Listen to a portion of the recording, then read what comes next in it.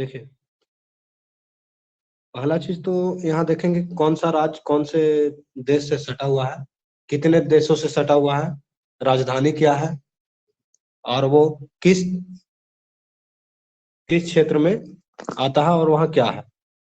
तो पहला हम लोग देखते हैं, आप सबसे ऊपर देख रहे हैं जम्मू कश्मीर। जम्मू कश्मीर जो है सबसे ऊपर है, जम्मू कश्मीर और लद्दाख क्षेत्र। तो लद्दाख लद्दाख जो है आपका यहाँ देख रहे होंगे ये वाला एरिया, ये थोड़ी सी अफगानिस्तान को टच करता है। उसके अलावा इधर आप देख रहे हैं लद्दाख जो है आपका, आपको लद्दाख वो आपको चीन को टच कर रहा है इस साइड। तो लद्दाख दो देशों को टच कर रहा है इधर। उसके अलावा लद्दाख दो देशों को टच कर रहा है। उसके अलावा आपको लद्दाख जो है पाकिस्तान से भी टच कर रहा है। लद्दाख अफगानिस्तान, पाकिस्तान, चीन को भी टच कर रहा है। ठीक है, उस अब आगे चले जम्मू कश्मीर। तो जम्मू कश्मीर जो है मात्र एक देश को, पाकिस्तान को टच करता है। फिर है पंजाब। पंजाब आपको चंडीगढ़ को टच करता है। पंजाब चंडीगढ़ को, पंजाब जो है सॉरी पंजाब जो है पाकिस्तान को टच करता है। पंजाब पाकिस्तान को टच करता है। और राजस्थान जो है आपका, राजस्थान वो भी यहाँ पाकिस्तान को टच करता है। राजस्थान पाकिस्तान को टच करता है। उसके अलावा चलते हैं गुजरात। तो गुजरात भी पाकिस्तान को टच करता है। तो आप देख सकते हैं कितने स्टेट हो गए जो पाकिस्तान को टच करता है। पहला आपका गुजरात, दूसरा यहाँ राजस्थान, तीसरा पंजाब, चौथा कश्मीर और एक पांचवा लद्दाख। तो 5 स्टेट जो है पाकिस्तान को टच करते हैं। 5 स्टेट पाकिस्तान को टच करने वाले हो गए।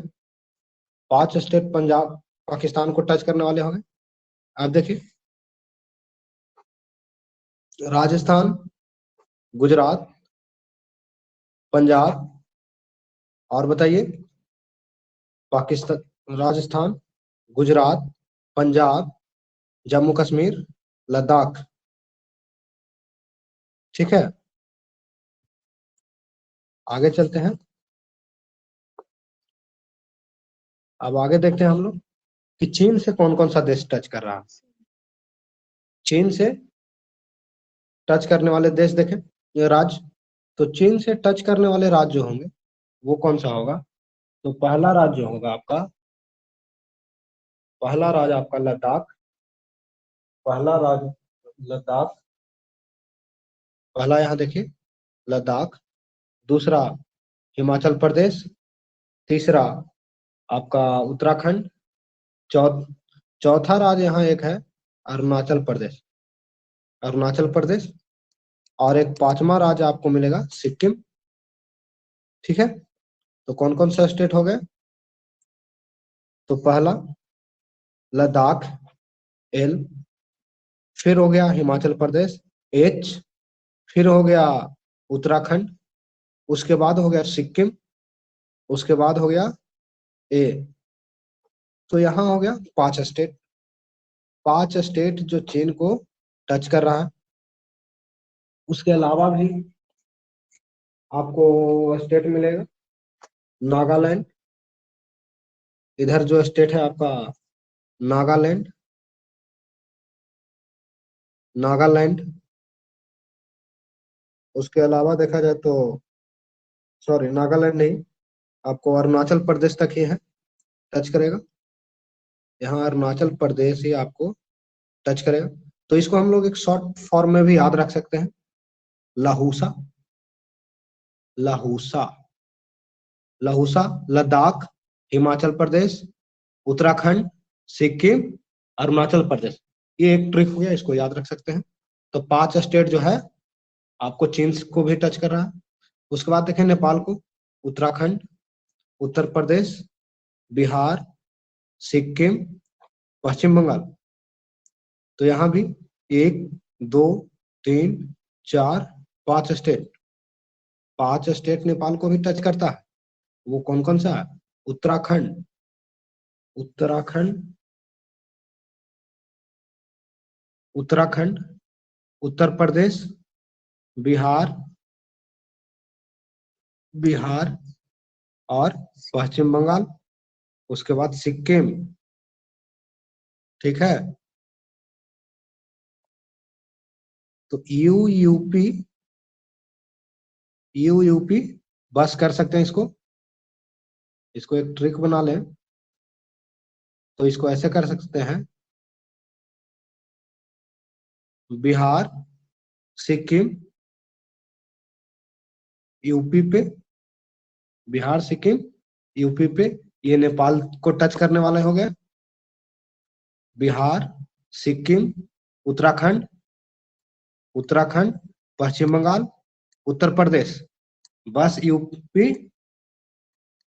बस यूपी पे, बस यूपी पे, मतलब बिहार, सिक्किम, उत्तराखंड और पश्चिम बंगाल, और कौन सा बताइए, सॉरी,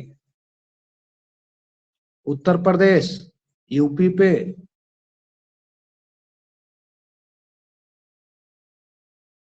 यूपी पे। ठीक है, अब देखिए, देखते हैं, ये तो आपका बिहार का इंडिया का मैप है। अब इसमें हम लोग स्टेट को भी याद रखेंगे, कौन सा स्टेट किधर है और किधर नहीं है, ताकि आगे पढ़ने में आसान हो जाए। तो पहला चीज तो गुजरात हो गया। गुजरात को टच करने वाले हम लोग देख लेते हैं कौन कौन से हैं। तो गुजरात को टच करने वाला पहला राजस्थान, दूसरा मध्य प्रदेश और तीसरा महाराष्ट्र।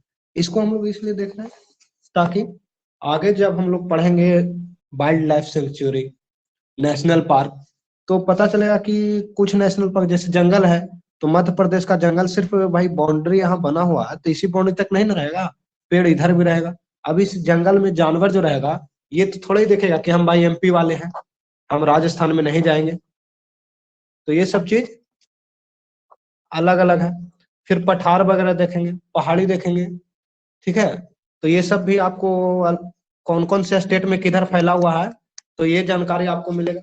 मैप जब याद रहेगा तो आपको इसके बारे में भी अनुमान लगा सकते हैं। फिर देखिए, गुजरात, महाराष्ट्र, गोवा, जो कि भारत का सबसे छोटा राज्य है, गुजरात, महाराष्ट्र, गोवा, कर्नाटक, और उसके नीचे आपको मिलेगा केरल। यहाँ देख रहे हैं केरल, तो कर्नाटक, केरल, केरल के अलावा इधर तमिलनाडु। अब देखिए, पूर्वी घाट और पश्चिमी घाट में भारत को बांटा जाता है।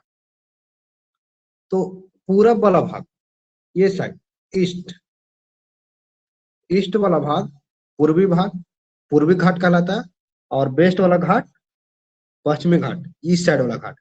तो यहां से लेकर के आपको ये टोटल पश्चिमी घाट हो गया, और इधर जो है आपका ईस्ट साइड वाला घाट, ये वाला घाट आपका जो है, ये वाला एरिया, ये आपका पूर्वी घाट कहलाता है। अब यहाँ पर एक चीज ध्यान देंगे कि पूर्वी घाट और पश्चिमी घाट में कौन कौन से स्टेट आते हैं। तो महाराष्ट्र, पश्चिमी घाट में महाराष्ट्र, गोवा, कर्नाटक, केरल।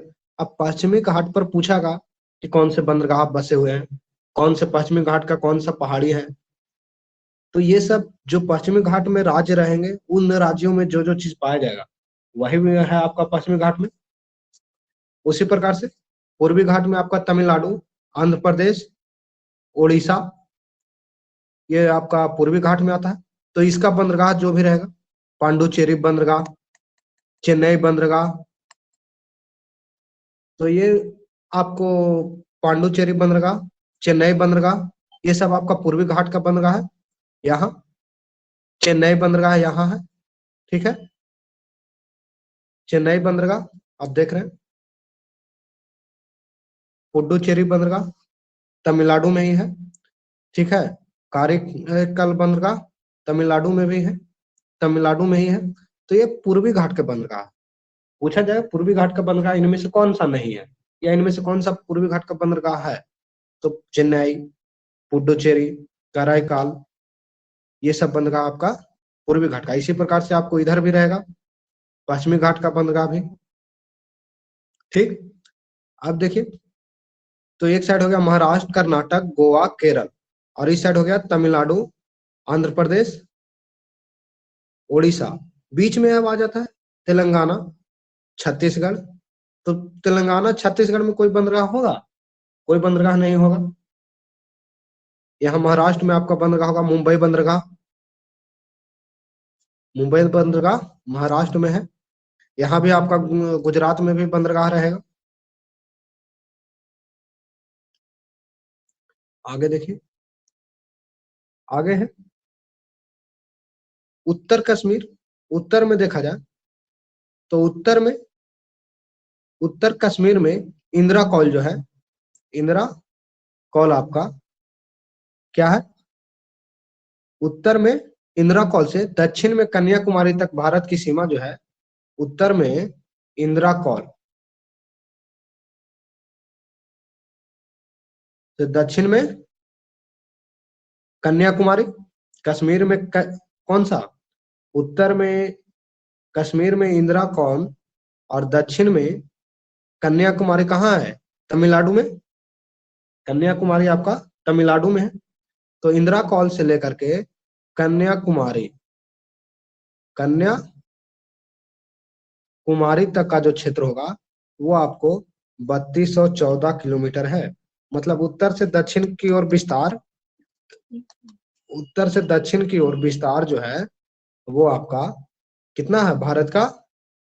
3214 किलोमीटर। अब इंदिरा कॉल क्या है? इंदिरा कॉल एक जगह का नाम दिया गया है, भारत का उत्तरी बिंदु। उत्तरी बिंदु, भारत का सबसे उत्तरी बिंदु इंदिरा कॉल है, जो जम्मू कश्मीर में स्थित है। भारत का सबसे उत्तरी बिंदु दक्षिणी उत्तरी बिंदु जो है इंदिरा कॉल,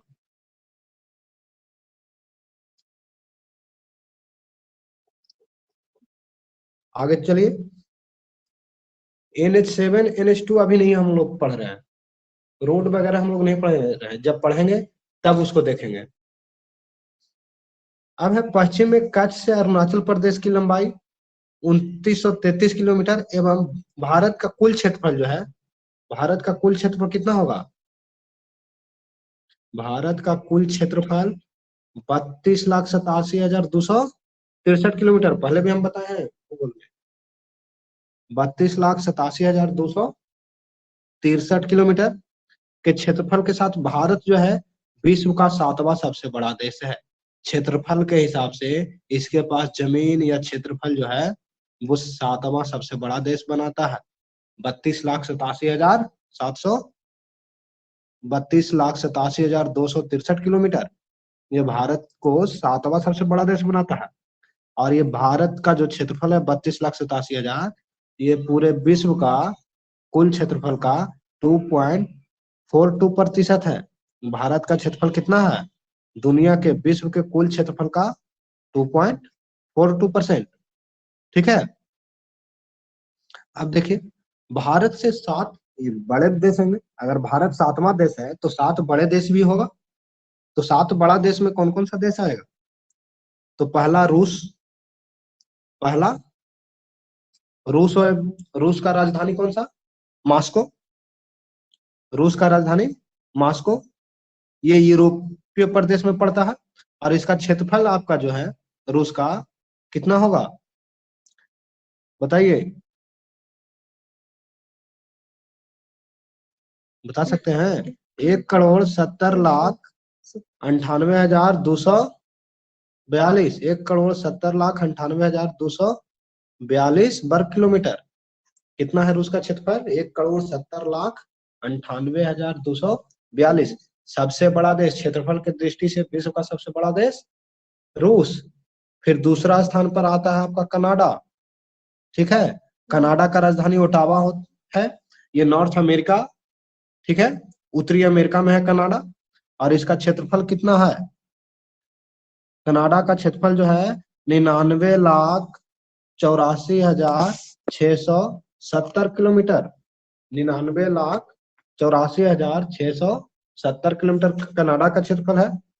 उसके बाद देखते हैं यूनाइटेड स्टेट ऑफ अमेरिका, संयुक्त राज्य अमेरिका तीसरा सबसे बड़ा देश, तीसरा विश्व का तीसरा सबसे बड़ा देश United state of America.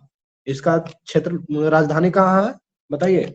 United state of America का संयुक्त राज्य अमेरिका का राजधानी वाशिंगटन डीसी। कहाँ? Washington DC. और ये संयुक्त राज्य अमेरिका किस क्षेत्र में पड़ता है, किस महाद्वीप में? उत्तरी अमेरिका में। इसका क्षेत्रफल कितना होगा बता सकते हैं? तो इसका जो क्षेत्रफल होगा ये होगा आपका 98,26,675। 98,26,675 किसका? यूनाइटेड स्टेट ऑफ अमेरिका का क्षेत्रफल। विश्व का तीसरा सबसे बड़ा देश अमेरिका। उसके बाद चौथा क्षेत्रफल के दृष्टि से चौथा देश चीन। चीन का राजधानी बीजिंग। चीन का राजधानी कहाँ? बीजिंग। ये एशिया महादेश का है। बीजिंग किसका है? एशिया। चीन जो है एशिया महाद्वीप में है, महादेश में। इसका जो क्षेत्रफल होगा आपको वो होगा 95,96,961। कितना? 95,96,961। अब फिर से एक बार हम लोग देख लेते हैं रूस का क्षेत्रफल कितना था। रूस का क्षेत्रफल चलिए याद करते चलते हैं। रूस का क्षेत्रफल बताइएगा। 1,70,00,000। 1,70,98,242। ठीक है, ये रूस का क्षेत्रफल हो गया। उसके बाद कनाडा का क्षेत्रफल 99,84,670। ये किसका? कनाडा का। 99,84,670 कनाडा का। और उसके बाद संयुक्त राज्य अमेरिका का बताइए। अमेरिका का कितना होगा? 98,26,675। कनाडा का 98 लाख, सॉरी अमेरिका का 98 लाख, कनाडा का 99 लाख और रूस का 1 करोड़। ठीक है, 1 करोड़ रूस पहला, दूसरा हो जाएगा कनाडा और तीसरा हो जाएगा अमेरिका। इसको याद रखने देख सकते हैं यहाँ 1 करोड़ हो गया, 99 लाख, 98 लाख। ठीक है, RCA अल्फाबेट के हिसाब से 3 लेटर याद रखिए। ए के बाद सी आता है और उसके बाद आएगा आर। तो सबसे बड़ा लेटर कौन सा? आर, उसके बाद छोटा लेटर सी, उसके बाद ए। इस प्रकार से भी हम लोग याद रख सकते हैं। ठीक है, 1,70,00,000 किसका है क्षेत्रफल? 1,70,00,000 रूस का, 99 लाख कनाडा का, 98 लाख अमेरिका का। चीन का कितना होगा? चीन जो है बहुत छोटा, लिखने में ही छोटा है, इसलिए इसका क्षेत्रफल होगा 95,96,961 वर्ग किलोमीटर। फिर पांचवा देश ब्राजील। ब्राजील की राजधानी ब्राजीलिया। ब्राजील की राजधानी ब्राजीलिया। ये किस महाद्वीप में पड़ता है? किस महाद्वीप में पड़ता है ब्राजीलिया? साउथ अमेरिका, दक्षिण अमेरिका में पड़ता है। इसका क्षेत्रफल 85,14,877। 85,14,877 किसका? ब्राजील का। अब आ जाइए ऑस्ट्रेलिया। ऑस्ट्रेलिया को किस नाम से जाना जाता है? नाम बताइए। प्यासी भूमि का देश ऑस्ट्रेलिया। ठीक है, ऑस्ट्रेलिया का राजधानी कैनबरा। ऑस्ट्रेलिया की राजधानी कैनबरा है और ये आपको ओशनिया कंटिनेंट में पड़ता है। और इसका क्षेत्रफल कितना होगा? 77,41,220 किलोमीटर। 77,41,220 किलोमीटर किसका क्षेत्रफल है? ऑस्ट्रेलिया का। इंडिया का क्षेत्रफल बताइए कितना है? इंडिया का क्षेत्रफल 32,87,000। इंडिया जो है 32,87,000। ठीक है, इंडिया का क्षेत्रफल 32,87,000। ऑस्ट्रेलिया का क्षेत्रफल 77 लाख, क्योंकि यहाँ सताया जाता है, पानी नहीं है। ब्राजील जो है 85 लाख लेकर के रहता है। चीन जो है 95 रहता है। ब्राजील 85, चीन 95। चीन का क्षेत्रफल देखिए, आप देख सकते हैं 95, 96, 96, 95, 96, 96। यूनाइटेड किंगडम 98 और कनाडा 99, रूस 1 करोड़। अर्जेंटीना, अर्जेंटीना की राजधानी ब्यूनस आयर्स, इसका क्षेत्रफल जो है 27,80,400। तो 8वां सबसे बड़ा देश अर्जेंटीना, यानी इंडिया से छोटा है कौन? अर्जेंटीना। उसके बाद आ जाइए, आपका कौन सा देश है? कजाकिस्तान। कजाकिस्तान का राजधानी अस्ताना, इसका क्षेत्रफल जो है 27,24,900। ठीक है, इसको याद रखिएगा, आगे इसका टेस्ट भी होगा। अब देखिए, भारत जो है अल्जीरिया, अल्जीरिया की राजधानी जो है अल्जीरिया ही है, ये अफ्रीका महादेश में है।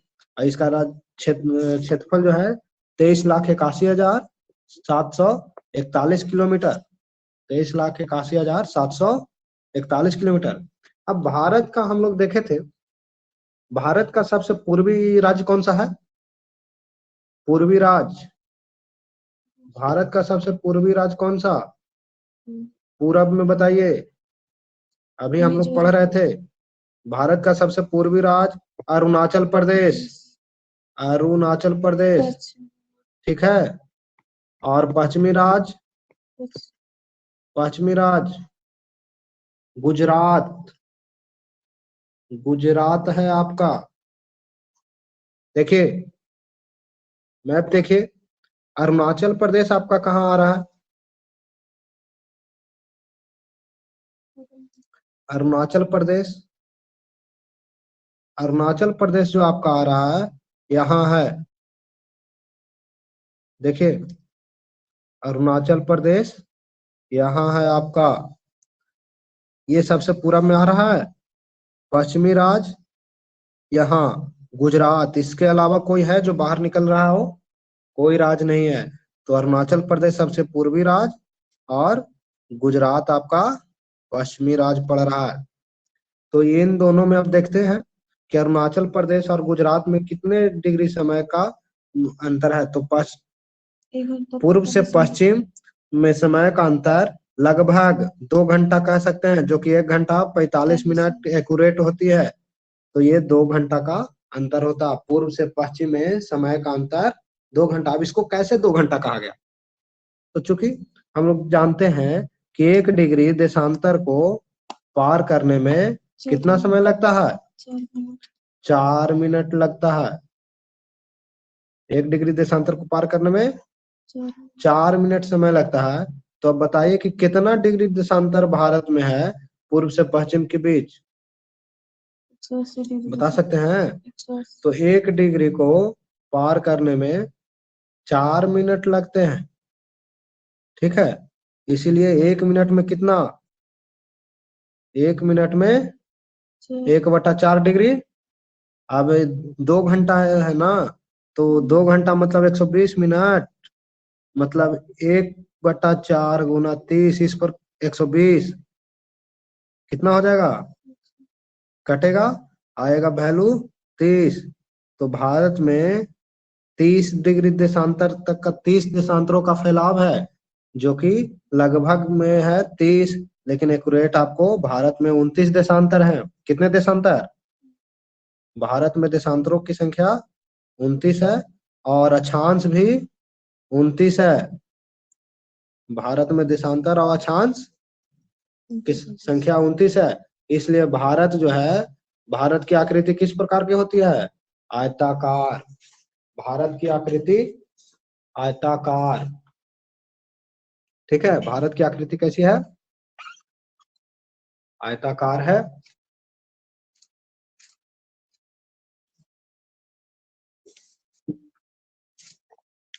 अब थोड़ा सा हम लोग देख लें अक्षांश और देशांतर के बारे में भी, ठीक है।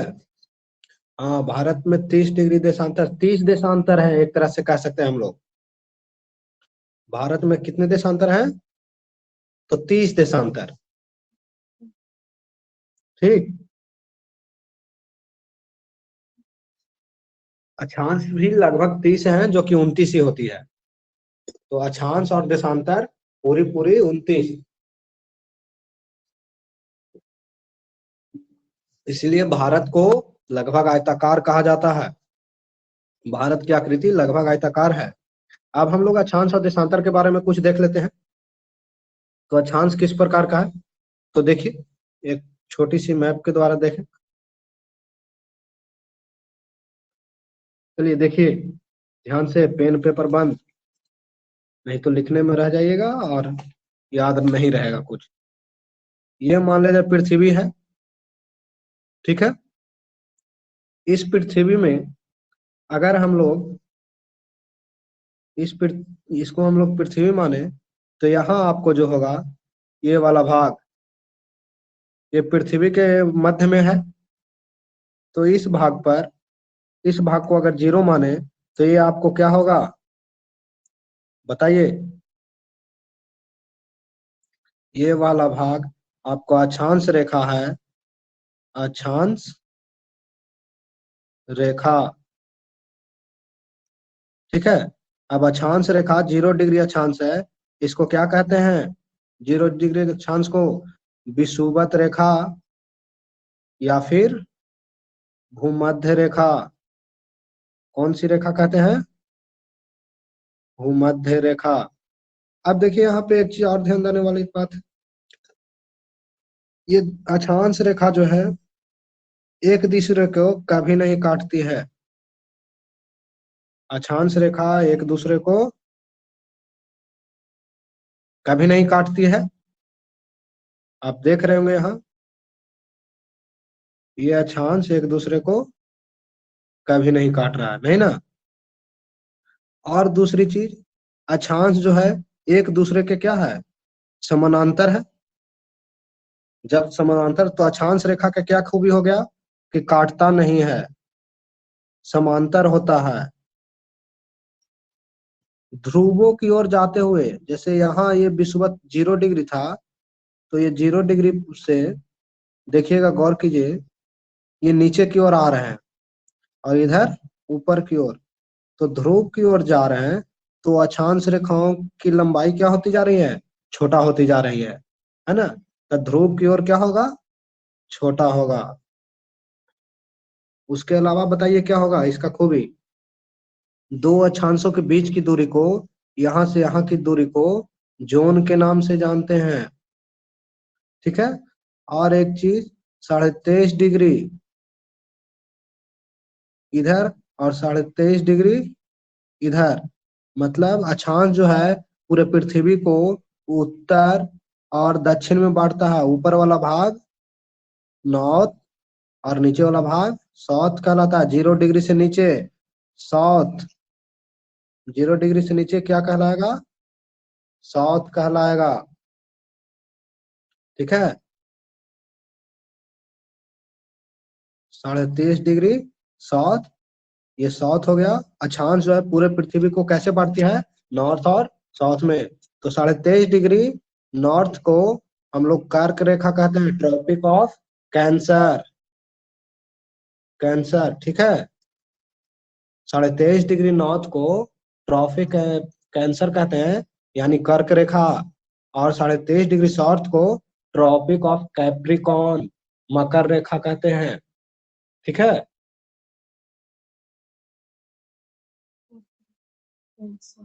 हाँ, कैप्रिकॉर्न, मकर रेखा को इंग्लिश में कैप्रिकॉर्न कहा जाता है, ठीक है। अब देखिए कर्क रेखा को 2 बार काटने वाली नदियां, कर्क रेखा को 2 बार काटने वाली नदी, विषुवत रेखा को 2 बार काटने वाली नदी, और मकर रेखा को 2 बार काटने वाली नदी। तो कर्क रेखा को माही नदी काटता है 2 बार, कौन सा? माही। विषुवत रेखा को कांगो, कांगो नदी कहाँ बहती है? कांगो नदी अफ्रीका में, ठीक है। और आपको लिम्पोपो, लिम्पोपो, लिम्पोपो नदी भी अफ्रीका में बहता है, लिम्पोपो अफ्रीका में बहता है, ठीक है। और कांगो भी अफ्रीका में ही बहता है। अब देखिए माही, माही नदी, महानदी नहीं है, माही, माही नदी जो है आपका भारत में, माही नदी भारत, कांगो और लिम्पोपो कहाँ बहता है? अफ्रीका में। अब देखिए माही नदी किससे गुजरता था? कर्क रेखा से। और कांगो नदी विषुवत रेखा से, विषुवत रेखा से। ठीक है। लिम्पोपो मकर रेखा से। अब एक चीज और ध्यान दीजिए, ये 23.5 डिग्री नॉर्थ, ये 0 डिग्री, और यहाँ 23.5 डिग्री साउथ। ठीक है। तो ये आप ध्यान दीजिए, ये तीनों नदियां जो है ये सभी को 2 बार काट रहा है, 2 बार गुजरती है इससे। ठीक है। चलिए आगे चलते हैं। अब कहता है पृथ्वी 24 घंटे में अपनी धुरी के चारों ओर 360 डिग्री घूम जाती है, जिसे घूर्णन या परिक्रमण कहते हैं। पृथ्वी जो है अपनी धुरी के चारों ओर, जैसे हम लोग यहाँ देखें तो पृथ्वी का 2 प्रकार का घूर्णन होता है। एक तो मान लेते हैं ये, यहाँ अगर केंद्र में आपका सूर्य है, सेंटर पे सूर्य है, क्या चीज? सूर्य हो, सूर्य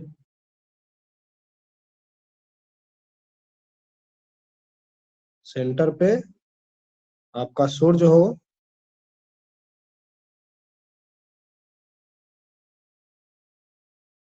सन। तो यहाँ पृथ्वी अगर मानते हैं, यहाँ पे आपका पृथ्वी है ये, तो ये जो पृथ्वी है आपका, एक तो सूर्य के चारों ओर, इसके चारों ओर चक्कर लगाएगा, ऐसे ऐसे घूमेगा इसके चारों ओर। दूसरी, पृथ्वी जो है अपने अक्ष पर भी चारों ओर घूमता है। अपने अक्ष पर कैसे? तो ये इस प्रकार से घूमेगा अपने अक्ष पर। तो इसको जो है हम लोग कहते हैं क्या चीज? परिक्रमण। पृथ्वी अपने अक्ष पर जो घूमेगा उसको क्या कहेंगे? परिक्रमण या फिर घूर्णन। इसी को कहा जाता है घूर्णन। ठीक है। अब ये जो घूम रहा है पृथ्वी सूर्य के चारों ओर, इसको क्या कहते हैं? परिभ्रमण। भ्रमण। ये ध्यान दीजिएगा, कहीं पूछ देता है कि भाई पृथ्वी जो है सूर्य के चारों ओर चक्कर लगा रही है, इसे क्या कहेंगे? ऑप्शन में रहेगा परिक्रमण और परिभ्रमण। तो परिक्रमण मत मार दीजिएगा, सूर्य के चारों ओर घूमेगा तो क्या होगा? सूर्य के चारों ओर घूमेगा तो परिभ्रमण। और अपने केंद्र पर, जैसे यहाँ पर आपको कहा गया है कि पृथ्वी जो है, पृथ्वी 24 घंटे में अपनी धुरी के चारों ओर 360 डिग्री घूमती है, तो इसी को क्या कहा गया? घूर्णन। तो पृथ्वी 24 घंटे में 360 डिग्री घूम रहा है, तो 1 घंटे में कितने घूमेगा?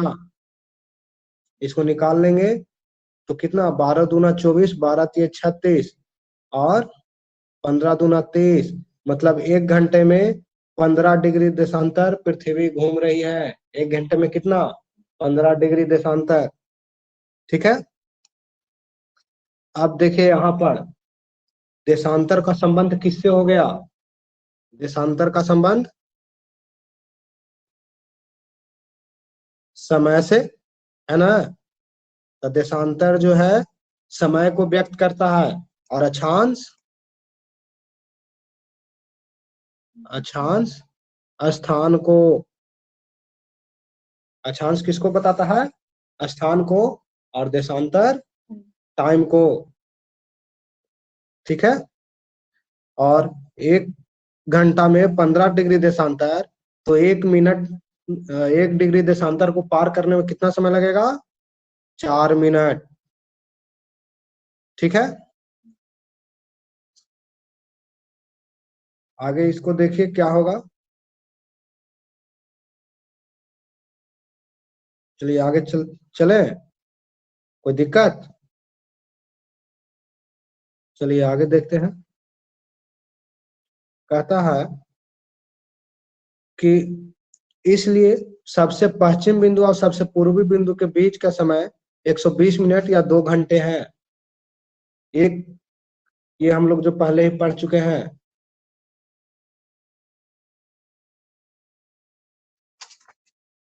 एक घंटे में कितने मिनट? क्या पूछ रहे हैं, बोलिए। पृथ्वी जो है 15 डिग्री देशांतर को पार करने में 1 घंटे का समय लेता है, और 1 डिग्री को पार करने में 4 मिनट का समय लेता है। 1 डिग्री को पार करने में 4 मिनट का। अब देखिए, भारत में 17 राज्यों में 12 जिलों के मध्य से चलने वाली 15,106.7 किलोमीटर की भूमि सीमा है। 17 राज्यों और 12 जिलों के माध्यम में से चलने वाली इतना जिला है, और 13 राज्यों और केंद्र शासित तटरेखा है। ठीक है।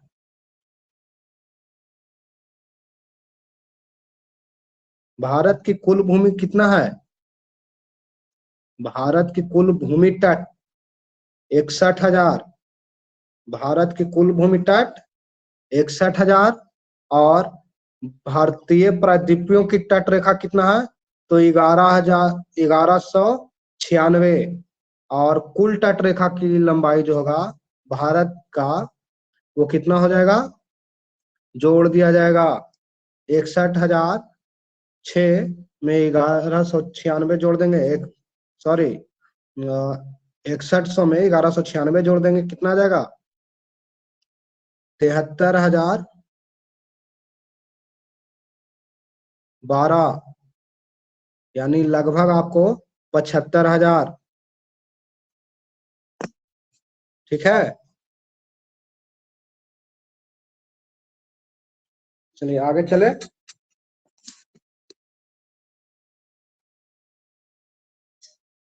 चलिए देखते हैं आगे। कहता है क्या कि मध्य प्रदेश, छत्तीसगढ़, झारखंड, दिल्ली, हरियाणा, तेलंगाना को छोड़कर देश के अन्य सभी राज्यों में एक या एक से अधिक अंतर्राष्ट्रीय सीमाएं हैं। तो मध्य प्रदेश,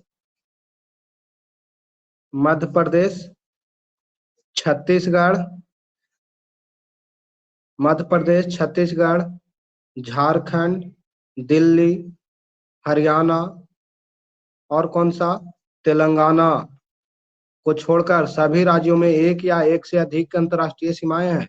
लेकिन ये आपका एमपी, छत्तीसगढ़, झारखंड और कौन सा हो जाएगा, तेलंगाना। एमपी, छत्तीसगढ़, झारखंड, हरियाणा, दिल्ली, तेलंगाना, इन सभी में कोई अंतर्राष्ट्रीय सीमा नहीं है, किसी दूसरे देश को नहीं टच करता है ये सब।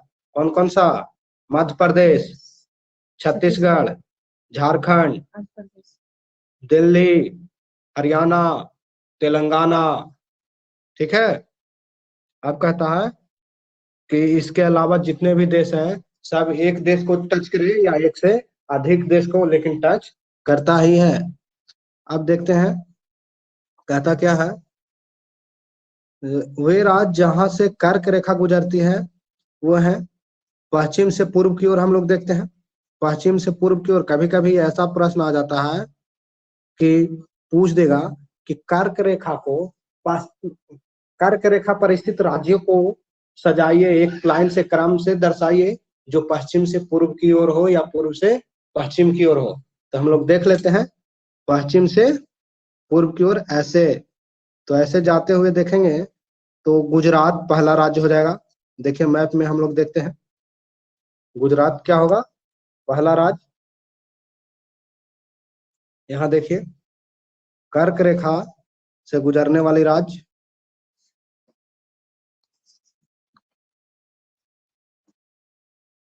कर्क रेखा से गुजरने वाली राज्य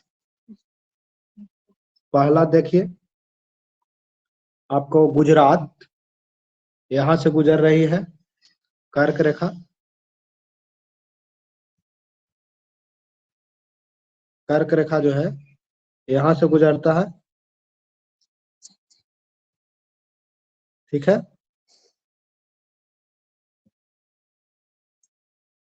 कर्क रेखा आपको यहां से गुजर रही है और ये गुजरता है कहां तक, इस प्रकार से होते हुए, तो इस प्रकार से गुजरता है। उसके बाद ये यहाँ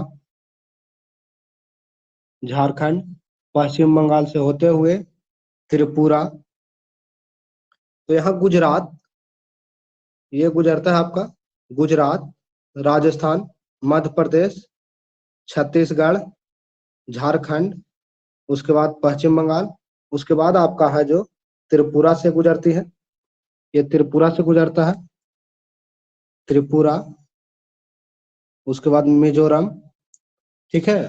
तो त्रिपुरा, मिजोरम, पश्चिम बंगाल, झारखंड, छत्तीसगढ़, मध्य प्रदेश, राजस्थान, गुजरात से आपके ये कर्क रेखा गुजरती है। तो भारत के कितने राज्यों से गुजर रहा है, तो भारत के पहला, दूसरा, तीसरा, चौथा, पांचवा, छठा, 7 और 8 राज्यों से कर्क रेखा गुजरता है। कर्क रेखा कितने राज्यों से गुजरता है, 8 राज्यों से। कौन कौन, राजस्थान, सॉरी गुजरात, राजस्थान, मध्य प्रदेश, छत्तीसगढ़, झारखंड, पश्चिम बंगाल, त्रिपुरा, मिजोरम, ठीक है। इसको याद रखने के लिए हम लोग एक ट्रिक भी बना सकते हैं, ठीक है। इसको ऐसे हम लोग याद रख सकते हैं, पहला तो गुजरात, गुजरात, दूसरा हो जाएगा मध्य प्रदेश, मध्य प्रदेश, झारखंड, मध्य प्रदेश, झारखंड, वेस्ट बंगाल, त्रिपुरा और मिजोरम। तो गुजरात, मध्य प्रदेश, झारखंड, पश्चिम बंगाल, उसके बाद त्रिपुरा, उसके बाद कौन सा, उसके बाद हो जाएगा आपका मिजोरम। तो गर्म सीजे, गर्म सीजे, गर्म सीजे WTM, गर्म GRM, गुजरात, राजस्थान, मध्य प्रदेश, उसके बाद कौन सा, गर्म सीजे, गर्म सीजे व TM, गर्म सीजे व TM, ठीक है। ये आपको पश्चिम से पूर्व की ओर स्थित राज्य हो गया। अब पूछेगा कि भारत का सबसे पश्चिमी राज्य जो कि कर्क रेखा पर स्थित हो, तो आपका गुजरात हो जाएगा। भारत का देखिए ये भी है ना गुजरात, गुजरात ही है जो पश्चिमी राज्य है और ये कर्क रेखा पर स्थित भी है, तो गुजरात। उसके बाद पूछ दे भारत का सबसे पूर्वी राज्य जो कर्क रेखा पर स्थित हो, कौन सा, वो हो जाएगा आपका मिजोरम। पूर्वी राज्य तो पूरब की ओर होगा, ये नहीं कि पश्चिम की ओर, महान है प्रभु, पश्चिम में देखना शुरू हो जाते हैं, ठीक है। अब आगे चले, अब आगे देखते हैं।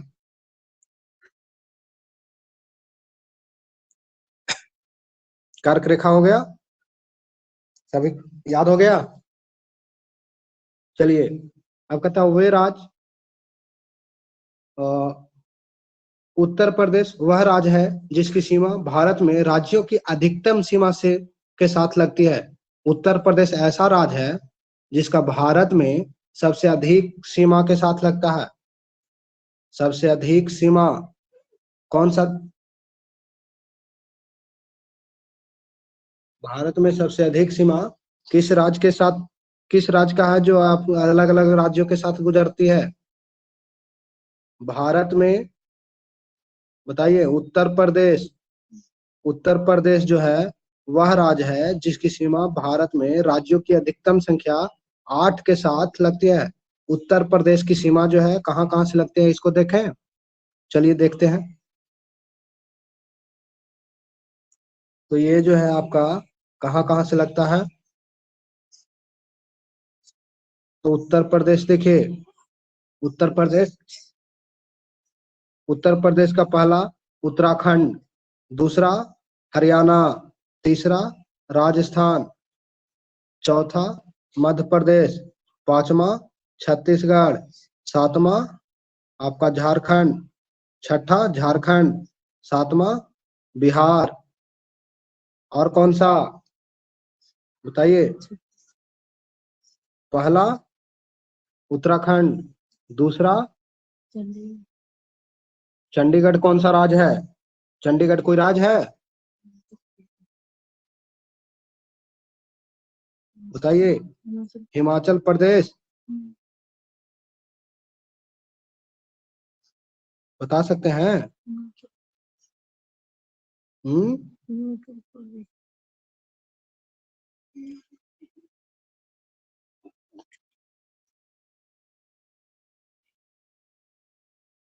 देखिए उत्तराखंड,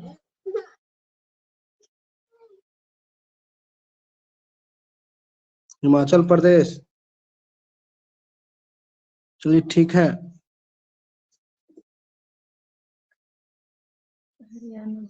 ठीक है।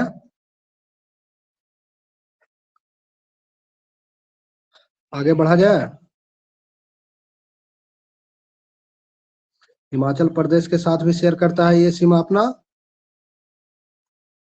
ठीक है।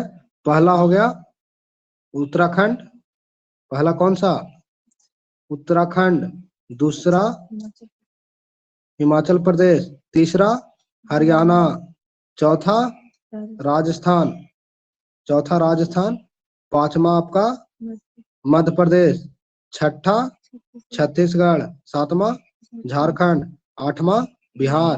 तो भारत का कौन सा राज्य है जो भारत के सर्वाधिक राज्यों के साथ सीमा साझा करता है, तो वो है आपको उत्तर प्रदेश, ठीक है, उत्तर प्रदेश। उसके अलावा चलिए देखते हैं।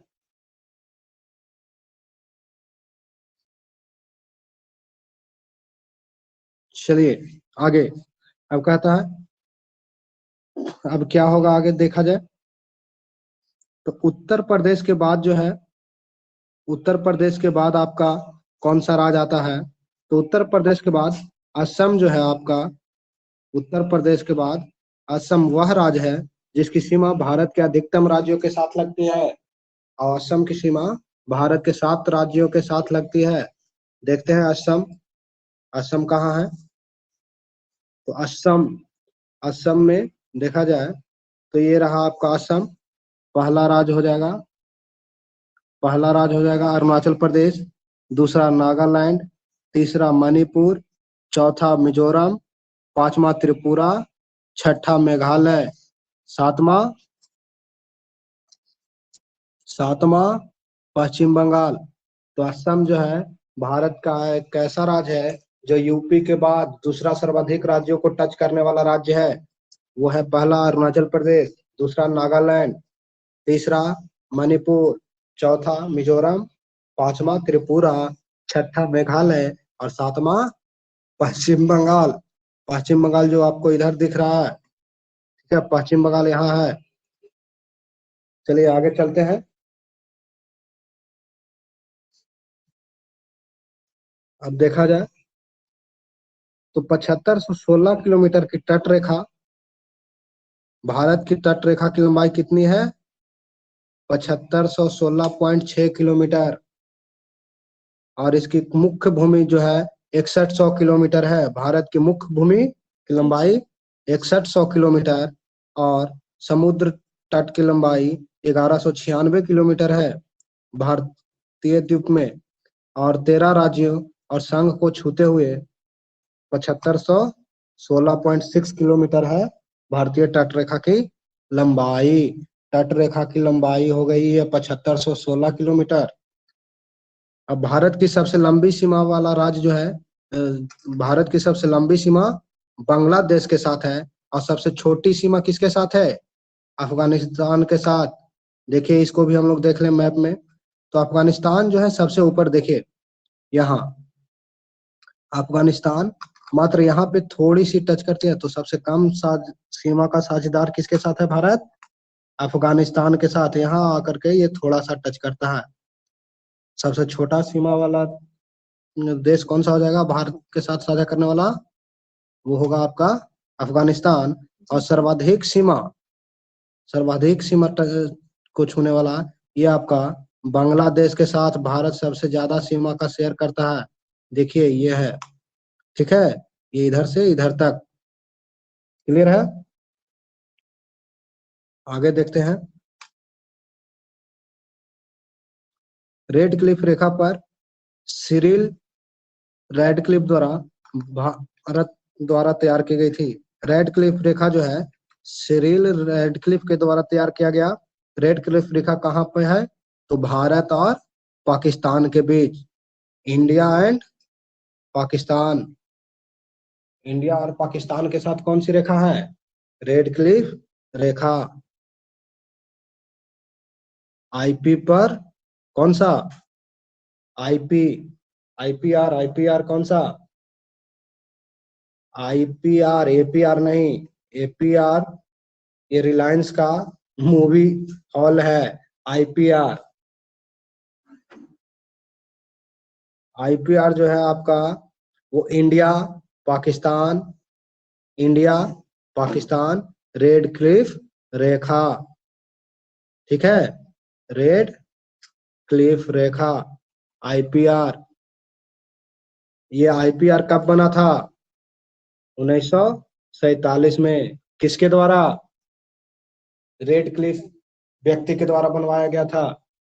भारत पाकिस्तान की सीमा कौन सी है? Red Cliff. अब बनवाया भी इसको किसने? रेड क्लिफ, ठीक है। भारत को पाकिस्तान से अलग करने वाले ही रेखा रेड क्लिफ। चलिए आगे देखते हैं। भारत और चीन की सीमा का सीमांकन मैकमोहन रेखा द्वारा होता है। भारत चीन के बीच कौन सा रेखा है? मैकमोहन रेखा, जो कि Henry McMahon IC M ICM ICM ICU नहीं, आईसीयू जो है ये इंटेंसिव केयर यूनिट होता है, जिसमें कि आदमी जब बीमार हो जाता है तब भर्ती होता है। ये आईसीएम है, ठीक है। तो इंडिया चीन और मैकमोहन, इंडिया चीन मैकमोहन, ये 2 बार में विकसित हुआ। एक तो 1914 में, एक हुआ विकसित कब? 1914 में आईसीएम का विकास हुआ, ठीक है।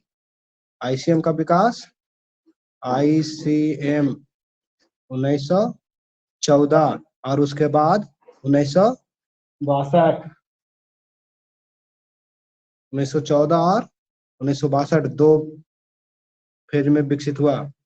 तो आईसीएम किसके बीच क्या क्या है? भारत चीन के बीच कौन सा रेखा? McMahon. Bharat Pakistan Radcliffe, Bharat Pakistan के बीच रेड क्लिफ, ठीक है। अब बताइए कि रेड क्लिफ रेखा का निर्माण कब हुआ? रेड क्लिफ रेखा का निर्माण कब हुआ? 1900, बताइए, 1947। और मैकमोहन रेखा का विकास 2 क्षेत्र में, 2 फेज में हुआ था, 1914 और 1962। आगे चलते हैं।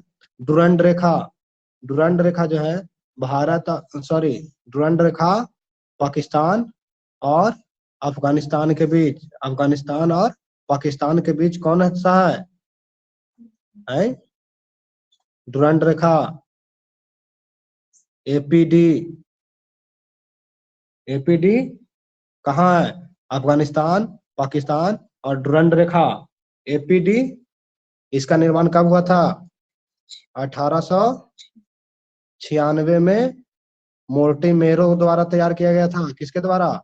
मोर्टी मेरो, एपीडीएम, ठीक है, अफगानिस्तान, पाकिस्तान, मैं और डुरंड रेखा, और ये कौन सा, मोर्टी मेरो, अफगानिस्तान, पाकिस्तान, डुरंड रेखा, मोर्टी मेरो।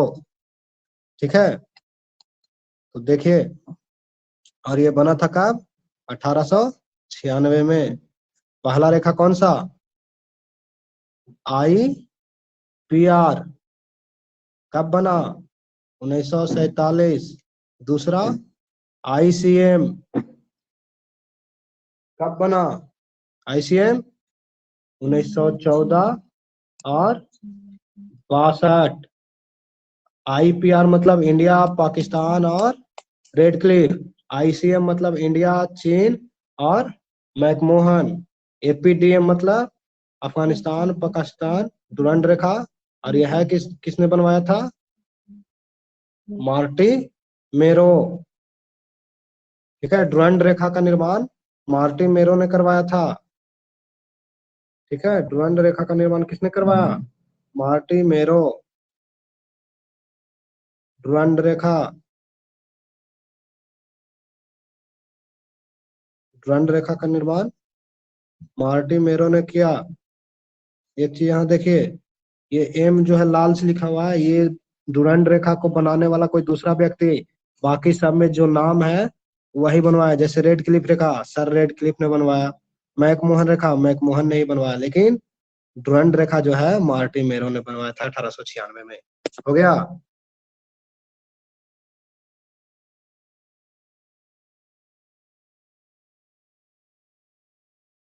चलिए देखते हैं, ये देखिए चीन के साथ भारतीय जो सीमा का लड़ाई है, विवाद है, वो कहाँ कहाँ पे है। पीओके के साथ जो है, पीओके, पीओके जो है ये यहाँ तक है आपका। और ये अक्साई चीन जो कहते हैं, यहाँ विवाद हमेशा चलती रहती है चीन के साथ भारत का। वो आपको लद्दाख एरिया में पड़ता है, ये वाला भाग। अक्साई चीन न्यूज में, पेपर में हमेशा देखते रहते हैं, अक्साई चीन में आज चीन ने हमला कर दिया या चढ़ाई किया, आगे बढ़ गया। तो यही वाला भाग लद्दाख वाला क्षेत्र में, इसको हम लोग इसलिए देख रहे हैं ताकि जब अंतर्राष्ट्रीय संबंध पढ़ेंगे तब इसके बारे में जानकारी देना होगा। ये आपको ऑब्जेक्टिव के तौर पे अभी तक कहीं पूछा नहीं गया है। ठीक है, फिर है सेंट्रल सेक्टर। सेंट्रल सेक्टर आपको, ये कहाँ है, कौन सा क्षेत्र है, state Uttarakhand. Central sector Uttarakhand में, सेंट्रल सेक्टर 545 किलोमीटर पे विवाद है, और 1570 किलोमीटर कौन सा, वेस्टर्न सेक्टर है, जो कि अक्साई चीन कहलाता है। ठीक है, उसके अलावा देखिए अरुणाचल प्रदेश। अरुणाचल प्रदेश में आपका आता है यहाँ, ये वाला क्षेत्र, ये वाला अरुणाचल प्रदेश। जो अरुणाचल जो है ये 1325 किलोमीटर, McMahon line, McMahon line Arunachal Pradesh में है। ये भारत चीन का विवादित क्षेत्र भी है, भारत चीन का विवादित क्षेत्र एमसी मोहन लाइन। ठीक है, आगे देखते हैं, भारत चीन सीमा 5 भारतीय राज्य अर्थात जम्मू कश्मीर, हिमाचल प्रदेश, जम्मू कश्मीर, हिमाचल प्रदेश, और कौन सा, जम्मू कश्मीर, हिमाचल प्रदेश, उत्तराखंड, सिक्किम, अरुणाचल प्रदेश को छूता है। भारत चीन किसको किसको छूता है, इंडिया चीन जो है जम्मू कश्मीर, उत्तराखंड, सिक्किम, अरुणाचल प्रदेश, और एक हो जाएगा कौन सा, हिमाचल प्रदेश। मतलब आईसी जो है जहूसा को छूता है, किसको, जहूसा को। जम्मू कश्मीर, हिमाचल प्रदेश, उत्तराखंड, सिक्किम, अरुणाचल प्रदेश, जहूसा, इंडिया चीन के बीच। ठीक है, याद हो जाएगा, जहूसा किसको, अरुणाचल चीन को। जहूसा का मतलब जम्मू कश्मीर, हिमाचल प्रदेश, उत्तराखंड, सिक्किम, अरुणाचल प्रदेश। ठीक है, आगे देखें। अब है कि चीन भारत सीमा आमतौर पर 3 क्षेत्रों में विभाजित है। चीन भारत का सीमा जो है कितने क्षेत्र में विभाजित है? 3 क्षेत्रों में। और वो कौन कौन सा होगा? तो पहला पश्चिमी क्षेत्र। पहला क्षेत्र कौन सा? पश्चिमी क्षेत्र होगा। दूसरा क्षेत्र आपको पहला आ जाएगा पश्चिमी क्षेत्र, दूसरा हो जाएगा मध्य क्षेत्र, और तीसरा हो जाएगा पूर्वी क्षेत्र। ठीक है, तो इसमें देखिए पश्चिमी क्षेत्र, पश्चिमी क्षेत्र जो है आपको जम्मू कश्मीर में पड़ता है। पश्चिमी क्षेत्र कहाँ पड़ता है? जम्मू कश्मीर। और मध्य क्षेत्र उत्तराखंड, पूर्वी क्षेत्र अरुणाचल प्रदेश में आ रहा है। चलिए आगे देखते हैं। चीन का सिक्यांग, चीन का सिक्यांग प्रांत जो है भारत के जम्मू कश्मीर राज्यों को अलग करता है। चीन का सिक्यांग क्षेत्र जो है, चीन का सिक्यांग प्रांत जो है भारत को जम्मू कश्मीर से, भारत और जम्मू कश्मीर राज्य को अलग करता है। सिक्यांग प्रांत किसको किससे अलग करता है? भारत के जम्मू कश्मीर राज्य को अलग करता है सिक्यांग प्रांत। भारत से चीन को अलग करने वाला कौन सा क्षेत्र? सिक्यांग। ठीक है, भारत को जम्मू कश्मीर से, भारत को चीन से अलग कौन करता है? सिक्यांग प्रांत। और सिक्यांग जम्मू कश्मीर के क्षेत्र में पड़ता है। पश्चिमी क्षेत्र की सीमा किसका परिणाम है? तो जम्मू कश्मीर राज्य के प्रति ब्रिटिश नीति का। अक्साई चीन जो बना वो किसके कारण बना है? तो ये आपको ब्रिटिश नीति, जो ब्रिटेन लोग, अंग्रेज लोग थे, वो ब्रिटेन लोग जो थे वो आपको, ब्रिटेन लोग जो है आपको, उनका जो नीतियां थी वो चीन वाले क्षेत्र में जिस प्रकार से थी, उस कारण से वो अक्साई चीन बना और चांगमो पर अपना दावा करता है। चीन जो है अक्साई चीन जिले के चांगमो पर अपना दावा करता है। चीन कौन से क्षेत्र पर दावा करता है? तो चांगमो पर। अब कहता है गलवान घाटी, ये आपको देखने के लिए मिल जाएगा हमेशा पेपर में। गलवान घाटी में अभी कुछ ही दिन पहले हल्ला हंगामा चल रही थी, चीन चला आया गलवान घाटी में। तो गलवान घाटी पेंगोंग त्सो, उत्तर का स्पोंगर त्सो पूर्व क्षेत्र पूर्वी लद्दाख के साथ 5,000 किलोमीटर की एक पट्टी नीचे बनाती है। ठीक है, 5,000 किलोमीटर की क्षेत्र बनाता है। कौन सा? गलवान घाटी, पैगोंग त्सो, उत्तर का स्पोंगर त्सो, उत्तर का स्पोंगर त्सो, और ये तीनों मिल करके क्या बनाता है? तो 5,000 किलोमीटर का।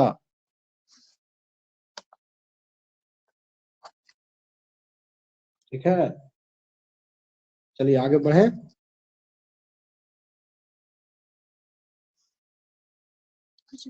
देखिए चीन जो है उत्तर में, चीन जो है उत्तर में हुजा गिलगित क्षेत्र के हिस्से पर दावा करता है। हुजा गिलगित क्षेत्र, चीन उत्तर में किसके कौन सा क्षेत्र पर दावा करता है? हुजा गिलगित क्षेत्र। ये कश्मीर मध्य क्षेत्र में है। चीन जो है उत्तर में हुजा गिलगित क्षेत्र पर अपना दावा करता है। ये देखिए, ये जो क्षेत्र है आपको इन सब क्षेत्रों पर चीन अपना दावा कभी कभी पेश कर देता है, या इंटरनेशनल बाउंड्री है। यहाँ आपको पाकिस्तान, ये जो गुलाबी कलर से दिख रहा है, पिंक कलर, ये सब इंटरनेशनल बाउंड्रीज है, अंतर्राष्ट्रीय सीमा। ठीक है, अब हुजा गिलगित क्षेत्र जो है उस पर चीन अपना दावा करता है। हुजा गिलगित क्षेत्र कहाँ है?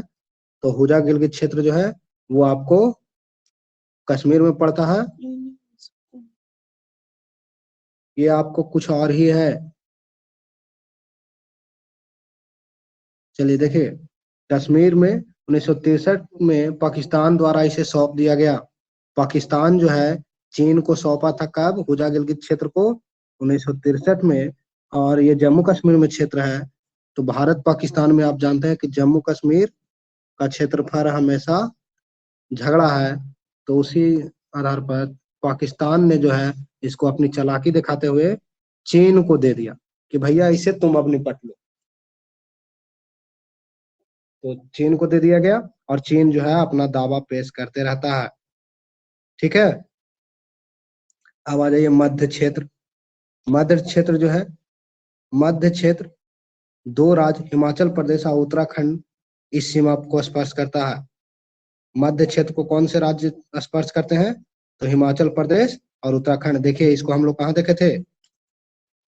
इसको हम लोग देखे थे यहाँ। देखिए ये आपका मध्य क्षेत्र है, ये वाला भाग जो है आपका मध्य क्षेत्र है। मध्य क्षेत्र है और मध्य क्षेत्र जो है हिमाचल प्रदेश और उत्तराखंड का राज्य में है। ठीक है, मध्य क्षेत्र कहाँ है? हिमाचल प्रदेश और उत्तराखंड के राज्य में। अब आ जाइए पूर्वी क्षेत्र। तो भारत और चीन के बीच 1104 किलोमीटर लंबी भूटान की पूर्वी सीमा से भारत, तिब्बत और म्यांमार के ट्रांसजेक्शन पर तालू पास के पास एक बिंदु तक चलती है। भारत चीन की सीमा कितना है पूर्वी क्षेत्र में? 1140 किलोमीटर, जो कहां से कहां तक चलती है? तो तिब्बत म्यांमार के ट्रांसजेक्शन पर तालू दर्रा एक है के बिंदु तक जाती है।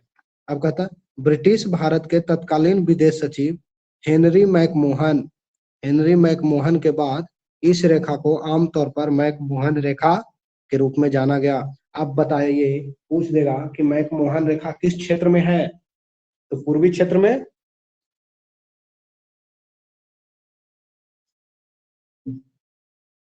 मैकमोहन रेखा पूर्वी क्षेत्र में है और ये जो है 1913-14 में बना था।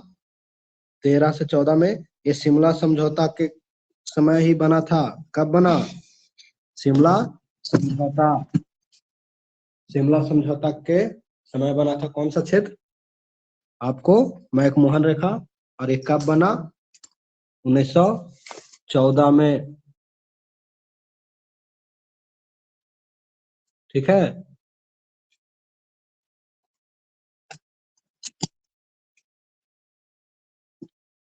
और ये जो है ब्रिटेन और तिब्बत के बीच सीमा समझौता पर बातचीत की गई थी। ब्रिटेन और तिब्बत के बीच सीमा समझौता पर बातचीत किया गया था 1914। सॉरी, ये 1934 लिखा गया है, 1914 होगा। ठीक है, आगे देखिए भारतीय भूभाग का गठन। तो भारतीय भूभाग जो है, भारतीय भूभाग के बारे में देखते हैं हम लोग। तो भारतीय भूभाग जो है, अब यह आमतौर पर स्वीकार किया जाता है कि भारत की भौगोलिक स्थिति, हम लोग जो पढ़ रहे हैं अभी, एक आपको अंतर्राष्ट्रीय संबंध जब पढ़ेंगे तब ये आपको काम देगा। इसके बारे में अभी हम लोग शॉर्ट में इसे देख रहे हैं। ठीक है, ये नहीं कि ये क्या पढ़ रहे हैं भाई, चलो निकालते जाओ। इसको ध्यान से जरा देखिएगा।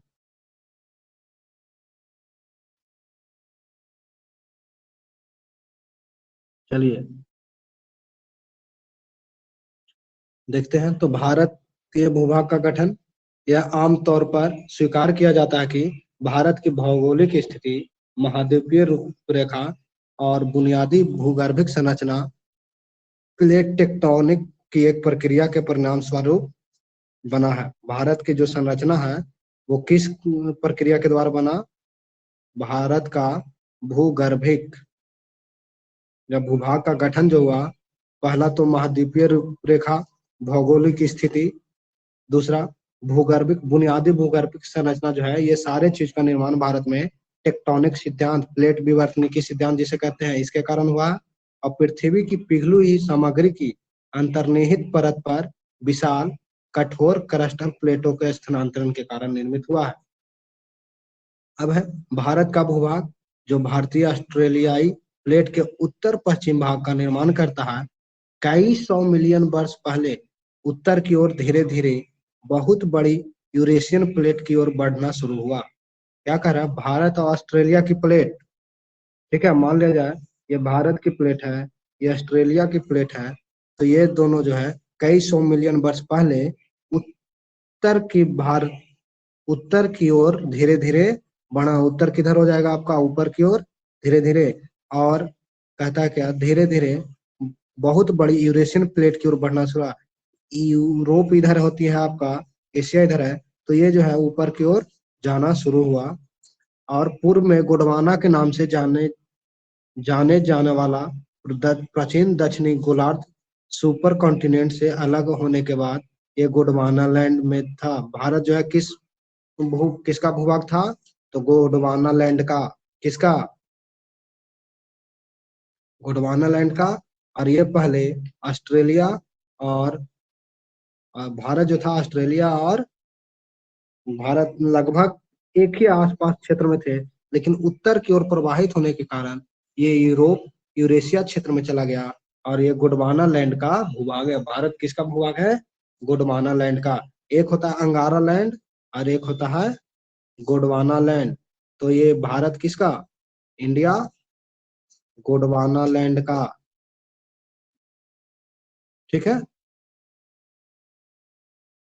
अब आगे चलते हैं।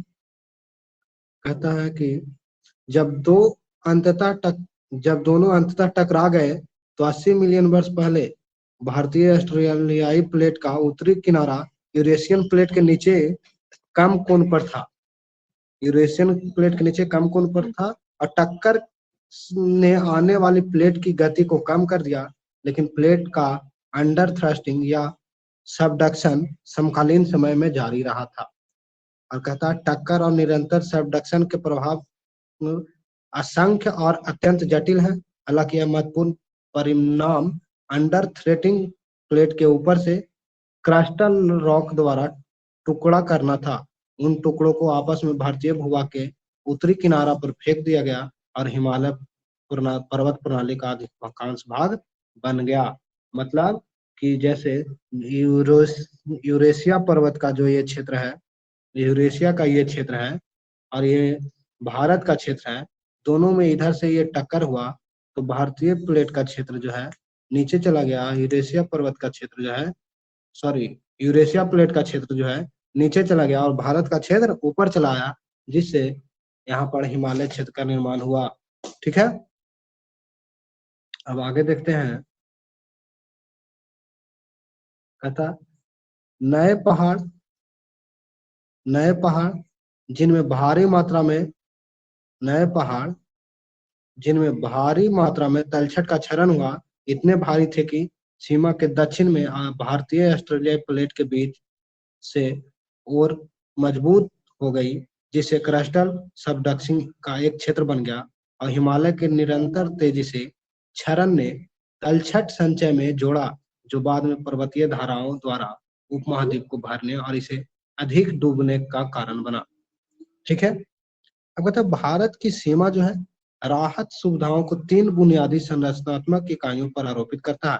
पहला, उत्तर में हिमालय, दक्षिण में दक्कन और दोनों के बीच भारत गंगा का मैदान। तो राहत सुविधा, भारत का जो वर्तमान राहत क्षेत्रफल जो है वो सुविधा के अनुसार 3 संरचना में बांटा गया। पहला, हिमालय का क्षेत्र, दूसरा दक्कन का पठार, तीसरा जो है आपको इंडो गंगेज मैदान। ठीक है, अब कहता है भारत का अधिकांश क्षेत्र एक बड़े प्रायद्वीप के भीतर स्थित है, जो पश्चिम में अरब सागर और पूर्व में बंगाल की खाड़ी से घिरा हुआ है। भारत का अधिकांश क्षेत्र कहाँ स्थित है, तो एक बड़े प्रायद्वीप के भीतर स्थित है, जो पश्चिम में अरब सागर और पूर्व में बंगाल की खाड़ी से घिरा हुआ है। केप कोमोरिन भारतीय मुख्य भूमि का सबसे दक्षिणी बिंदु है। भारतीय मुख्य भूमि का सबसे दक्षिण बिंदु कौन सा? देखिए यहाँ पर केप कोमोरिन। यहाँ से एक क्वेश्चन आपको कंफ्यूजन वाला बनता है। भारत का सबसे दक्षिणी बिंदु इंदिरा पॉइंट। भारत का सबसे दक्षिणी बिंदु इंदिरा पॉइंट और भारतीय मुख्य भूमि का दक्षिण बिंदु केप कोमोरिन। ठीक है। अब कहता दक्षिण बिंदु पानी के उन दो निकायों के बीच विभाजन रेखा को चिन्हित करता है। जो भारत में दो केंद्र शासित प्रदेश हैं जो पूरी तरह से द्वीपों से बने हैं। लक्षद्वीप अरब सागर में है। लक्षद्वीप कहाँ है? लक्षद्वीप कहाँ है? अरब सागर में। और अंडमान निकोबार द्वीप समूह कहाँ है? बंगाल की खाड़ी में। अंडमान निकोबार, अंडमान निकोबार आपको बंगाल की खाड़ी में है।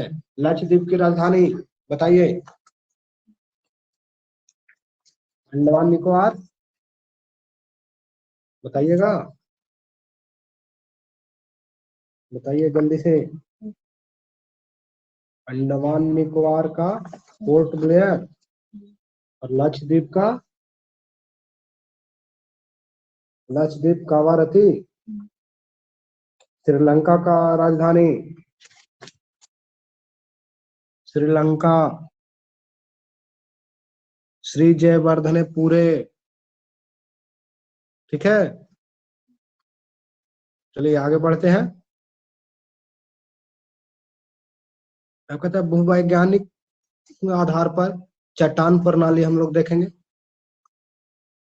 तो भूवैज्ञानिक आधार पर जो है चट्टान प्रणाली, भारत का चट्टानीय प्रणाली इतिहास देखते हैं। तो भूवैज्ञानिक आधार पर चट्टान प्रणाली, तो चट्टान प्रणाली को, भारतीय चट्टान प्रणाली को चार भागों में बांटा गया है। पहला आर्कियन रॉक सिस्टम, पुराना rock system, Dravid rock system. कौन सा?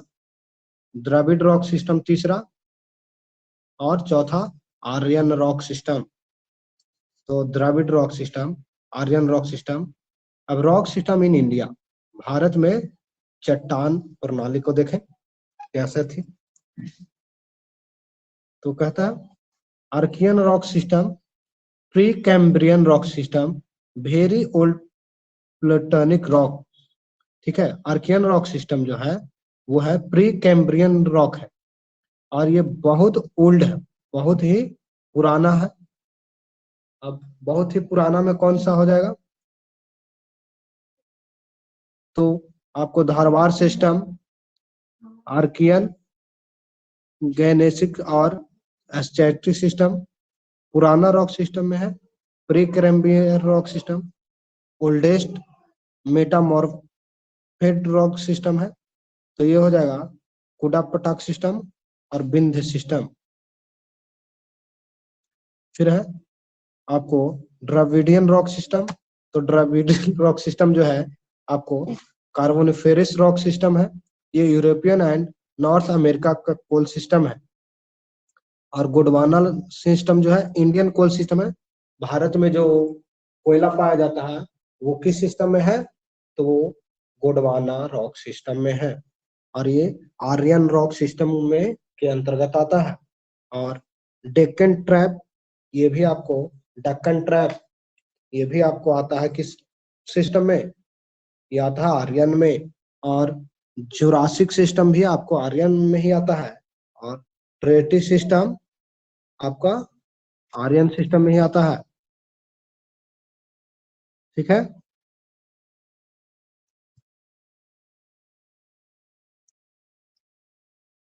अब हम लोग देखते हैं इसका मैप।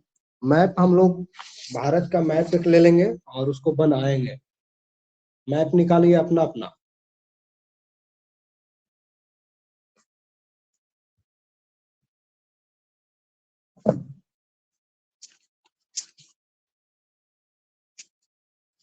इंडियन मैप जल्दी से निकालिए।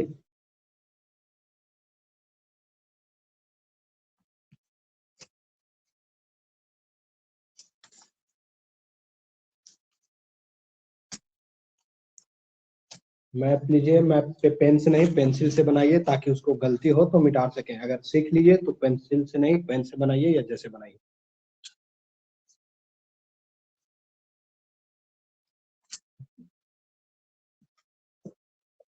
ठीक है।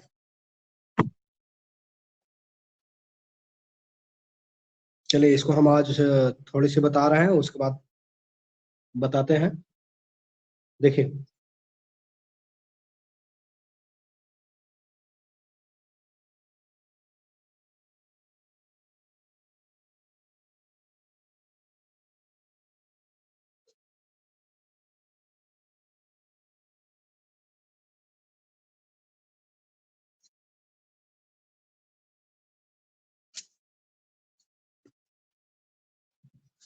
चलिए देखिए, देखते हैं हम लोग।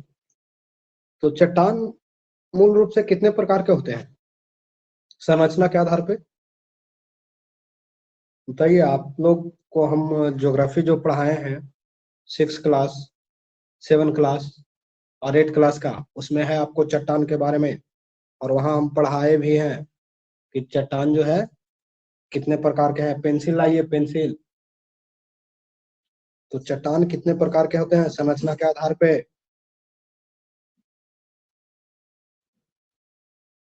बता सकते हैं? चट्टान 3 प्रकार के कौन कौन?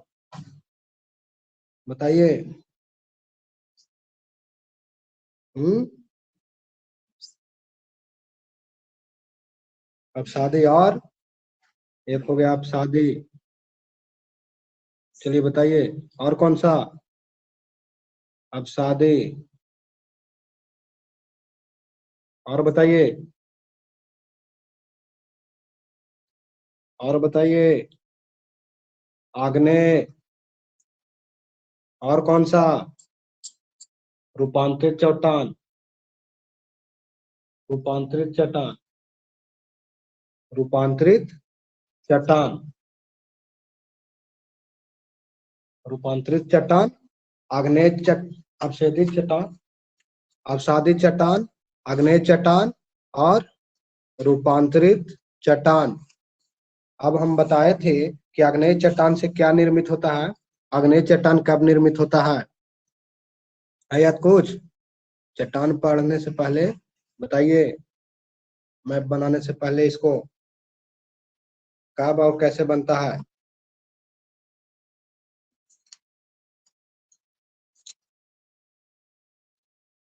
देखिए, सबसे पहला आपको आग्नेय चट्टान होता है। आग्नेय चट्टान। तो आग्नेय चट्टान का निर्माण कैसे होता है? आग्नेय चट्टान का निर्माण जो होता है, पृथ्वी से निकले हुए लावा।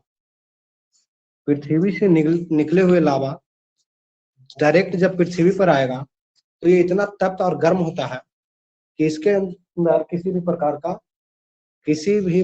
का बंद कीजिए आप अपना पेन पेपर। आग्नेय चट्टान में किसी भी प्रकार का कोई भी जीवाश्म नहीं पाया जाता है। सबसे बड़ी खूबी। आग्नेय चट्टान जैसे ये पृथ्वी मानते हैं, तो इसे जब निकलेगा लावा पृथ्वी का, मैग्मा, पिघला हुआ मैग्मा, तो ये बहुत ही तप्त होगा। इसमें किसी भी प्रकार का जीव जंतु नहीं रहेगा, जीवाश्म नहीं पाया जाएगा। जीवाश्म आग्नेय चट्टान में नहीं पाया जाएगा। दूसरी चीज, ये कुछ पृथ्वी के सतह के ऊपर आ जाएगा, इसको बाह्य आग्नेय चट्टान कहते हैं। और कुछ चट्टान जो है पृथ्वी की इन दरारों में रह जाएगा। ठीक है, इन दरारों में रह जाएगा। इसको कौन सा कहेंगे चट्टान? अंतर्वेदी। जैसे इधर से ये निकल रहा है तो यहाँ ये रह गया, यहाँ ये रह गया, ये सब अंतर्वेदी चट्टान हो जाएगा, आग्नेय चट्टान। ठीक है। अब ये आग्नेय चट्टान टूटेगा, टूटेगा छोटे छोटे। इसका अपक्षयन होगा, और अपक्षयन जब होगा, अपर्दन होगा, अपर्दन के कारण टूटेगा, तो ये कहीं ना कहीं जाकर के जमा होगा। तो इसका निक्षेपण कहते हैं, कहीं जमा होने को निक्षेपण। ये जब जमा होगा तो इसी के जमा होने से ताप मिलेगा और दाब। तो ताप और दाब जब मिलेगा, तब ये बनेगा आपका अवसादी चट्टान। क्योंकि ये टूट फूट से बना, अवसादों से बना है। अब ये जब जमा होगा तो आपको इसमें अवसादी चट्टान में आपको जीवाश्म भी पाया जाएगा।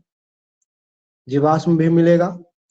तो अब सादी चट्टान में क्या क्या पाया जाता है? जीवाश्म, पेट्रोलियम, पेट्रोलियम। अब सादी चट्टान में ही पेट्रोलियम पाया जाएगा, जीवाश्म भी पाया जाएगा, क्योंकि ये टूट करके आ रहा है ना कहीं से, किसी के साथ जैसे धूल कण उड़ करके आ रहा है, तो उसमें लकड़ी, धूल कण कुछ भी हो सकता है। ठीक है। आग्नेय चट्टान में नहीं पाया जाता है, आग्नेय चट्टान में नहीं पाया जाता है। ठीक है। जीवाश्म आग्नेय में नहीं पाया जाएगा, लेकिन अब सादी चट्टान में जीवाश्म आपका पाया जाएगा। और जब जीवाश्म पाया जाता है तो पेट्रोलियम का निर्माण, कोयला का निष्कर्षण आपको किससे होगा? अब सादी चट्टान से ही होगा। अब इसमें, अब सादी चट्टान और आग्नेय चट्टान दोनों पर ज्यादा से ज्यादा मात्रा में टेम्परेचर पड़ जाए, टेम्परेचर पड़ जाए तो क्या होगा? टेम्परेचर पड़ जाए और उसके बाद दाब पड़ जाए, तो ये दोनों, आग्नेय और अवसादी दोनों प्रकार का चट्टान जो है आपका बदल जाता है रूपांतरित चट्टान में। ठीक है। इसमें बदलेगा रूपांतरित। रूपांतरित चट्टान बहुत ही हार्ड होता है, इसमें दाना वगैरह नहीं होता है। ठीक है। छोटे छोटे रवे के रूप में क्रिस्टल नहीं पाए जाते हैं, ये एकदम प्लेन होता है। इसी से आपका स्लेट का निर्माण होता है, संगमरमर का निर्माण होता है। ठीक है। स्लेट, संगमरमर वगैरह कहाँ? इसी से रूपांतरित चट्टान। संगमरमर किस प्रकार का चट्टान कहाँ है? रूपांतरित चट्टान। आगे चले, चट्टान क्लियर हो गया। आप देखते हैं, देखिए, सेडिमेंट्री, सेडिमेंट्री रॉक। ठीक है। सेडिमेंट्री रॉक, ये आपका सेडिमेंट्री रॉक जो है, ये दोनों, सेडिमेंट्री मतलब होता है अब सादे। ठीक है। कौन सा? अब सादे। सेडिमेंट्री मतलब अब सादे। अब यहाँ देखिए, इग्निशियस, इग्निशियस, तो इग्निशियस मतलब आग्नेय, आग्नेय चट्टान।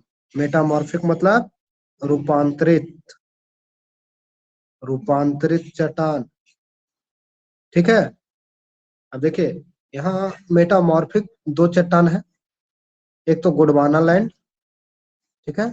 एक गोंडवाना लैंड और दूसरा प्री कैम्ब्रियन चट्टान। तो गोंडवाना और विंध्य चट्टान जो है मेटामॉर्फिक, विंध्य चट्टान, विंध्य चट्टान कहाँ पाया जाता था? मध्य प्रदेश। ठीक है। अब देखिए, प्री कैम्ब्रियन, प्री कैम्ब्रियन चट्टान आपको इधर पाया जा रहा है, मतलब केरल, तमिलनाडु, केरल, तमिलनाडु, कर्नाटक, केरल, तमिलनाडु और कर्नाटक। और ये कौन सा स्टेट है? इधर बताइए स्टेट, ये कौन सा आपका है? ये आंध्र प्रदेश कहाँ जाएगा? ठीक है, ये गलती है।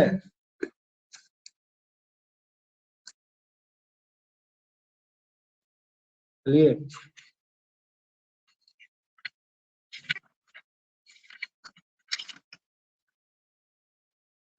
आपका आंध्र प्रदेश, कर्नाटक, केरल, तमिलनाडु, आंध्र प्रदेश, उसके अलावा ये कौन सा स्टेट हो जाएगा? आंध्र प्रदेश के अलावा उड़ीसा, उड़ीसा, ये आपका आ जाएगा उड़ीसा। उड़ीसा के अलावा कौन सा होगा? बताइए। उड़ीसा के अलावा आपका आ जाएगा छत्तीसगढ़। उड़ीसा, उड़ीसा के अलावा आपको छत्तीसगढ़ और झारखंड में भी आपका पाया जाता कौन सा? प्री कैम्ब्रियन चट्टान, प्री कैम्ब्रियन चट्टान पाया जाता है।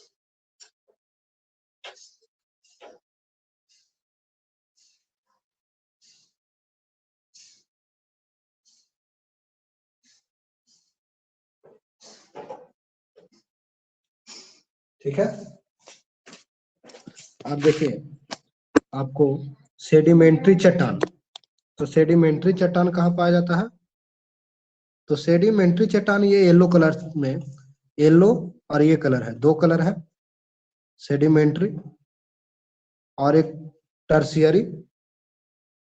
तो सेडिमेंट्री और टर्शियरी, ये सेडिमेंट्री जो है रिसेंट नया बना हुआ है, ठीक है, और टर्शियरी क्षेत्र में पाया जाता है। तो देखते हैं सेडिमेंट्री नई चट्टान जो है, आपको ये हो गया, ये कौन से क्षेत्र में है? टर्शियरी जो है हिमालयी क्षेत्र का चट्टान है। तो हिमालय पर्वत का जो क्षेत्र है, ये ग्रेट हिमालयन क्षेत्र है। ग्रेट हिमालयन क्षेत्र जो निर्मित है, वो किस काल में निर्मित है? टर्शियरी, ठीक है। फिर उसके बाद रिसेंट में जो सबसे नया क्षेत्र बना, ये येलो जोन, ये सबसे नई पर्वत श्रृंखला में आ जाएगा, ठीक है। तो ये जो आपका है, ये आपको सेडिमेंट्री रॉक है। अब पूछ दिया जाएगा, अब सादी चट्टान किन किन क्षेत्रों में है? तो यहाँ देखिए, बिहार भी है, यहाँ आपको गुजरात में भी है, राजस्थान भी है, पंजाब भी है ना। उसके बाद कहाँ? हरियाणा है, यूपी है, उत्तराखंड का भी कुछ भाग है, फिर इधर पश्चिम बंगाल भी है, अरुणाचल प्रदेश भी है, असम भी है। तो इन क्षेत्रों में आपको सेडिमेंट्री रॉक पाया जाता है। अब इसी में आपको मैपिंग में दे दिया जाएगा इस प्रकार से कि 1 2 3 लिख देगा। जैसे यहाँ लिख दिया, इस क्षेत्र को ऐसे दर्शा दिया, सॉरी, इस क्षेत्र को ऐसे दर्शा दिया, और लिख देगा 1, यहाँ ऐसे लिख देगा, दर्शा देगा, या इसको ऐसे, और इसको ऐसे ऐसे करके दर्शा दिया, फिर इसको जो है ऐसे ऐसे बना दिया, इसको ऐसे बना दिया, इस प्रकार से। अब यहाँ पर आपको एक घेरा दे देगा, भाई ऐसे ऐसे वाला क्षेत्र, फिर ऐसे वाला क्षेत्र, ये क्या है? तो पहचानना होगा, वहां मिलाप करना होगा। तो ये आपका हो गया सेडिमेंट्री रॉक, पीला कलर वाला भी सेडिमेंट्री रॉक, लेकिन ये टर्सरी है और ये रिसेंट निर्मित है। ग्रीन कौन सा रॉक है?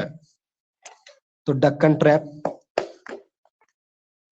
डक्कन ट्रैप जो है आपको महाराष्ट्र में पाया जाता है। दक्कन का पठार महाराष्ट्र, मध्य प्रदेश क्षेत्र दोनों में है। ये आपको आग्नेय चट्टान है, ये आपका आग्नेय चट्टान।